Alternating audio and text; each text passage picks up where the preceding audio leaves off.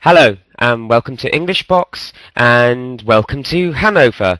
I'm going to ramble on about the city in which I live for the next few minutes. What we've done is we've taken some pictures of Hanover in northern Germany. And we've sort of grouped them into little themes. So this lovely picture here is a picture of the das neue Rathaus, which is the town hall. Hanover has several town halls. I think Linden has one as well. And this is a great big plonking one right in the middle, and there's a little one that we'll be looking at later as well. Okay. Uh, yeah. Stadtzentrum, the city centre. Here we have the town hall. This is the new town hall, as it's called, and this is the old town hall, the picture with the green frame on the right-hand side. Above that, we can look at some old black and white, we can see some old black and white buildings in the city centre. Hanover is often criticised in Germany for being a very unattractive city.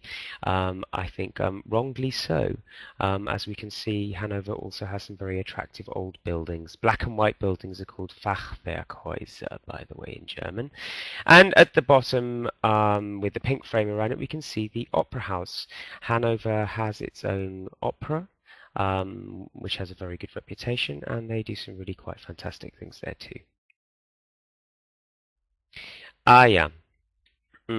Coming to a slightly more dubious aspect of Hanover's cultural life are the strange assortment of sculptures that the city has plonked on one of the main roads going through the centre of Hanover.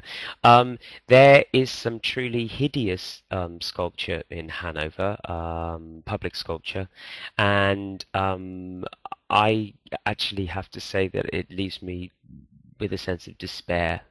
The hideous bleakness of the sculpture. Of course, apart, of course, from the Niki de San Fa, which are these great big globulous, colourful things which people seem to think are worth coming to Hanover to see. I personally can't stand them. I think that they are possibly the most hideous things I've ever seen in my life. And the little picture there is the Sprengel Museum, which is actually shouldn't really be here because the Sprengel Museum is actually something quite fantastic and has an extraordinary collection of modern art and surrealist art and some really quite famous paintings. Well worth going to see the Sprengel Museum.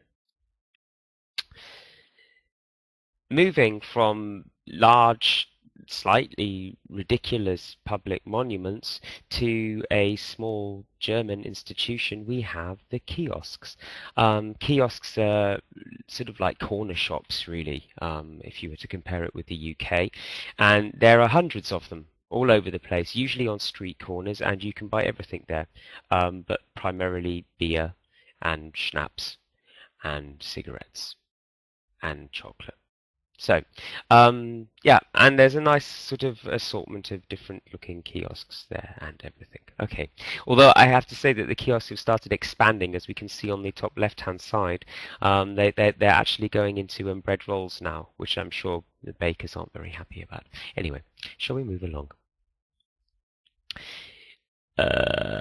Yeah, having discussed Hanover's kiosks, let us move on to Hanover's churches. Hanover has some very beautiful churches, some very unusual churches. We have, oh, I don't even know what they're all called. Yes, I do. The one on the far left-hand side is the Lutherkirche, which is in Nordstadt, and then we have the Christuskirche at the bottom, which is also in the Nordstadt. Then we have the Marktkirche on the top right-hand side, which is in the center, and then we have, I don't know what this church is called, but it's a sort of pretty sort of faux baroque thing in a way. Looks pretty good to me.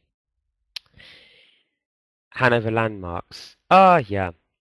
This actually comes under the general theme of retro-Teutonic bleakness, which is a particular specialty of mine. Yes, we have the Nord LB building, which is, in my opinion, a fantastic building, all sort of glass, and it looks like a pile of glass matchboxes, really.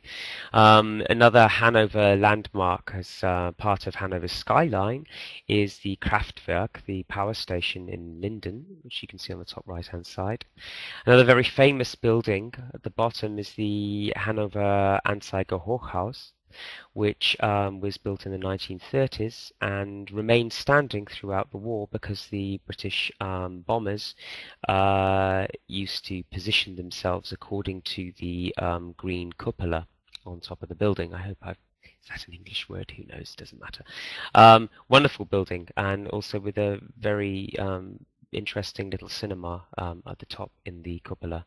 And then on the bottom right hand side we have sort of leftover sort of fascist sort of monumental architecture. The Maschsee, which is the city lake, was part of a Nazi sort of work program, and lots of people toiled for a few years to well, dig a lake really, and then they put this rather charming column with a naked man on top. Oh, what do you know? Hanover Nordstadt. Uh, this is the best place to live in Hanover, really. It's a toss-up between Hanover and Hanover Nordstadt and Hanover Linden, but Hanover Nordstadt is a sort of it's an old workers Stadtteil area that now has the university in it, which you can see in the top in the middle, at the top in the middle. And so you have a lot of students living here. You have a lot of sort of Turkish people and lots of people from other countries living here. It's a little bit sort of, I suppose, quite multi-ethnic, you could say, or multiculti, as they like to say here. But there are some really lovely, exciting little places. There are some great clubs. There's the Schwule Saal, the Gay Pig. There's the Sprengelgelände up at the top there, which is where our local punks live. And then that's sort of all of this sort of contrasted with this very sort of elegant sort of Herrenhäuser Garten, which is the park surrounding the two big palaces. And all in all, it makes a very charming place to live. Thank you for listening to my aimless ramblings about Hanover, and we look forward to seeing you again at Englishbox.com. Bye bye.